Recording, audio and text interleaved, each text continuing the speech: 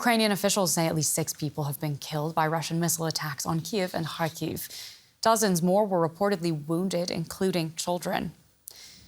But Kyiv's Mayor Vitaly Klitschko has called on people to stay in shelters as air defenses have been engaged in repelling the attack.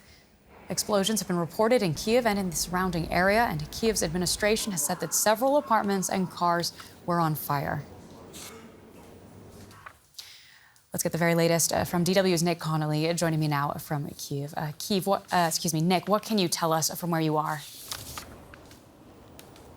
It was very, very loud here this morning at about 7 o'clock in the morning local time. That was most likely the air defences working, and most of these fires seem to be from bits of debris of destroyed missiles falling to the ground, then catching fire, hitting cars.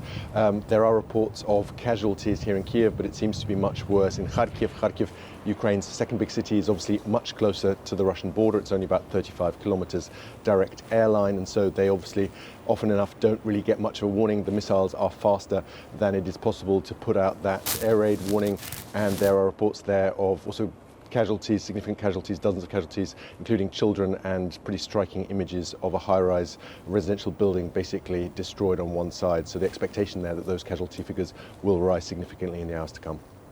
And is this an issue of Ukraine's ability to continue to repel such attacks as we're approaching almost 2 years into this war?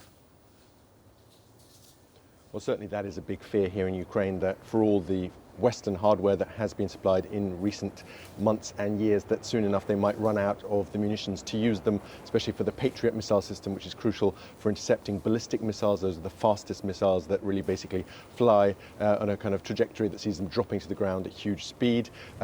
If you look at the figures from today, they were pretty good at getting rid of Russian cruise missiles that are slower and easier to intercept, but the ballistic missiles are much harder target. But there is also the question of what Russia has to attack Ukraine. They're having to really use those big attacks, lots of different missiles in one go to try and get past Ukraine's defenses, even attacking Kharkiv today with an anti-ship missile. So that shows you that even Russia now is really having trouble trying to find enough missiles that will get through and that will hit targets. Thank you so much for bringing us up to speed there. That is our correspondent, Nick Connolly, reporting from Kyiv.